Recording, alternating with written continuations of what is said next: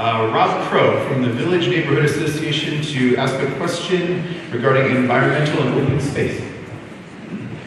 I can't let this opportunity go. Does everybody know where the Village is? All right, it's on the other side of Cole Street. Go Village. Okay. Hey, go Mr. Man. What are the city's plans to increase the amount of open green space dedicated for public use, including land that acts as natural barriers against flooding?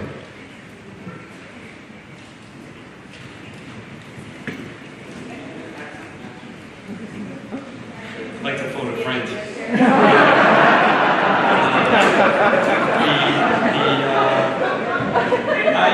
Let me start on what we're doing open space citywide. On the flooding component, I may not be able to know right off the top of my head specifically.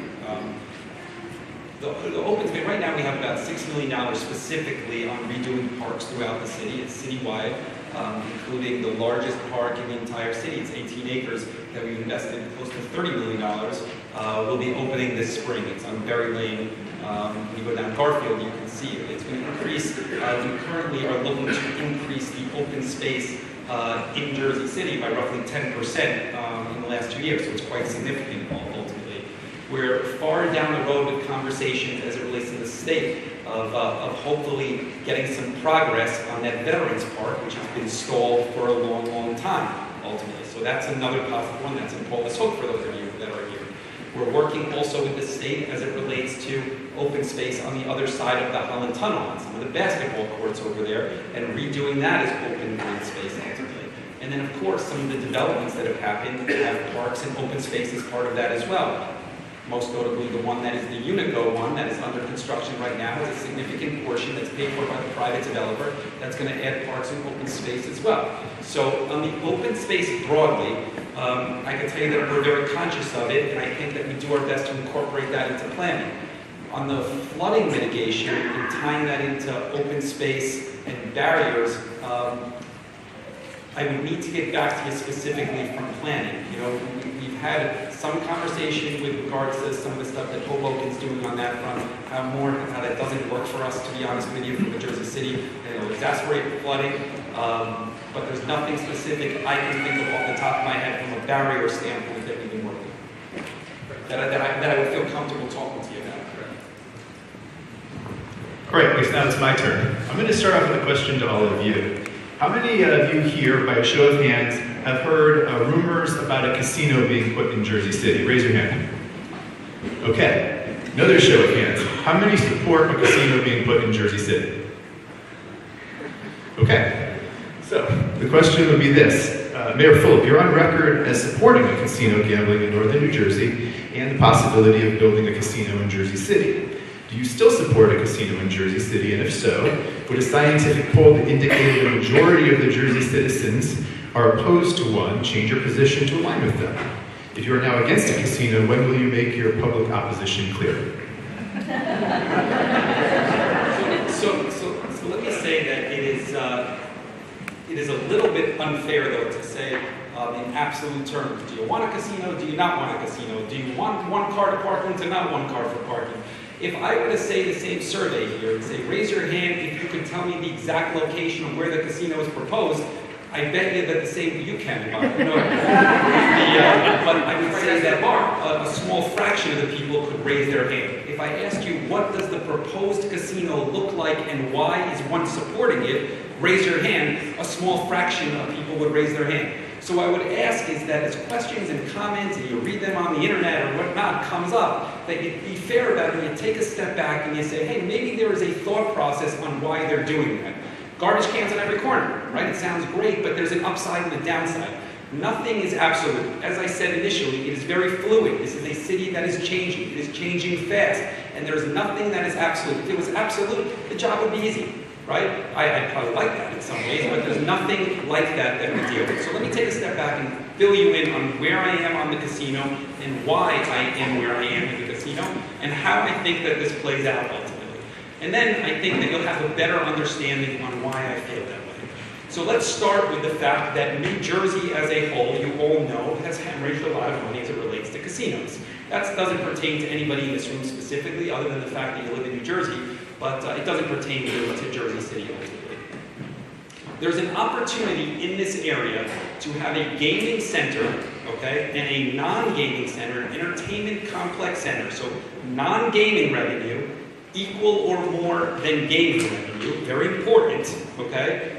That would be a revenue boon for your taxes here in Jersey City, for your budget here in Jersey City. That would create upwards of 5,000 to 6,000 jobs for people in Jersey City. Those things are meaningful ultimately. So let's start there on some of the broader things that are benefits ultimately. Where would this thing be located ultimately? Nowhere near any residential community, period. It would be located, proposed, next to Liberty National Golf Course in an area today that is already zoned for 2 30-story towers ultimately.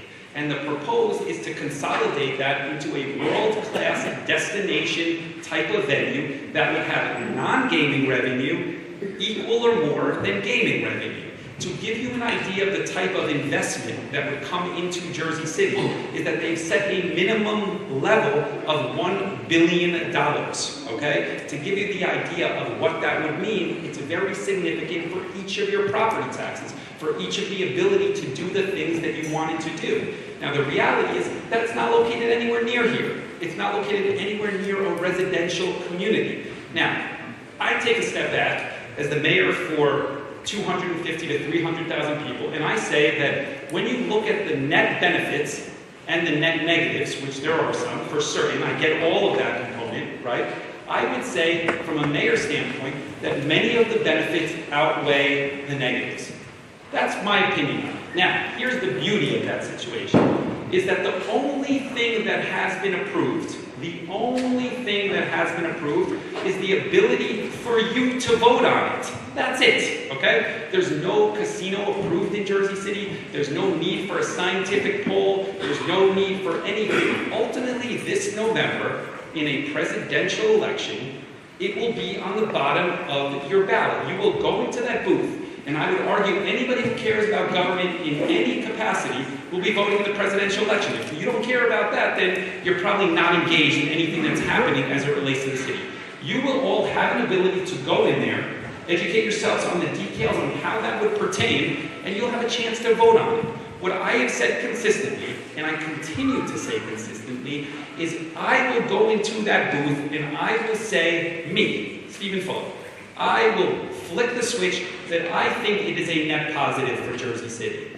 That said, if 50% plus 1 of Jersey City residents say no, to me it's dead. I am not going to force anything on you ultimately. I work for you. I value that.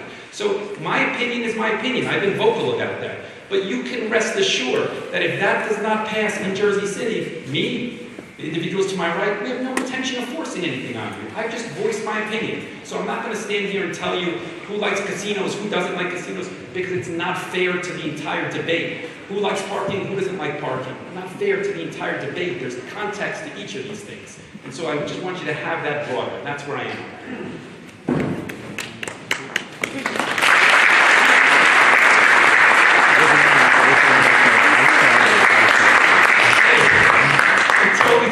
Portion where we open up the questions to all of you and allow you to ask the questions from Mayor Fulop. I want to first say thank you very much for being patient. There was one woman over there who I noticed who had her hand up, so I'm going to start with you, and then we're going to take it at random. So, repeat the question. And I will repeat the questions. Good point. Thank you. This has to do with parking, and I'm sorry for being late, but I heard part of the presentation where you have a percentage that is parking that's not equal to the number of parking. I could live with that if the people who live in the building that have parking in the building have to park in the building and not on the street. We have a situation in Paulus Hook where there's a building that has parking inside and cars parked on the street. They don't have stickers, they are not supposed to be there, but they do. We're going to have a building right down the line from that, and we have the same situation. We are in a critical situation in Paulus Hook as to where residents who do not have the option of putting the car inside their building could park. And the proportion of parking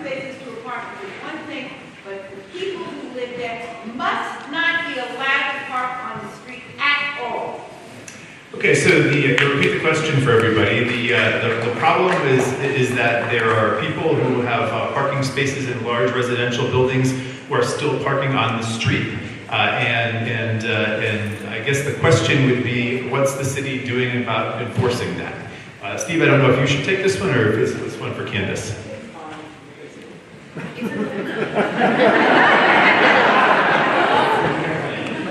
So there's an enforcement component, as Candace said. Okay, we touched on that. I'm happy to do more aggressive enforcement. I mean, Rayleigh, I get your email, so I certainly understand that. The other side is I do want to, and as Candace said, we try on limiting those buildings. So we're not perfect on it, but we try, and we can look into this and come back to the DCNA and get you a little more data on how we're doing that. And then the final thing is, she touched on something which I think is really, really important, which contributes to the challenges on parking for residents and why it may feel like non-residents get access to it. And she touched on kind of the parking restrictions that end at 5 o'clock.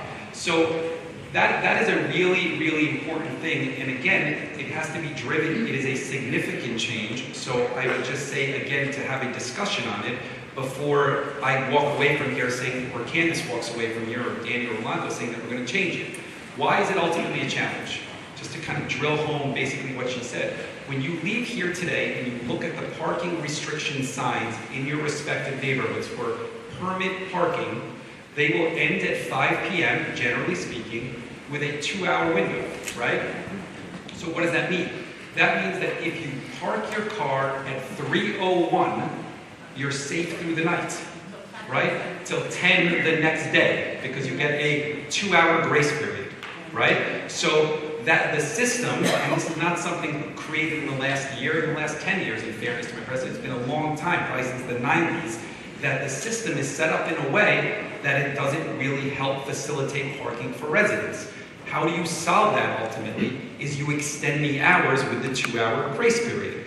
But it's probably a broader conversation that you guys want to have on how you want that to be structured. From us, it's just a legislative change. If you want the parking to be changed until 8 p.m. with a 2-hour grace window, so you have to park at 6:01 to stay, that's fine. Maybe some of you would say that it has to be 7. I mean, those are the conversations that ultimately you guys need to have and tell us how you want us to do it. Because if we just do it unilaterally, I tell you that there's no winners in that situation for us.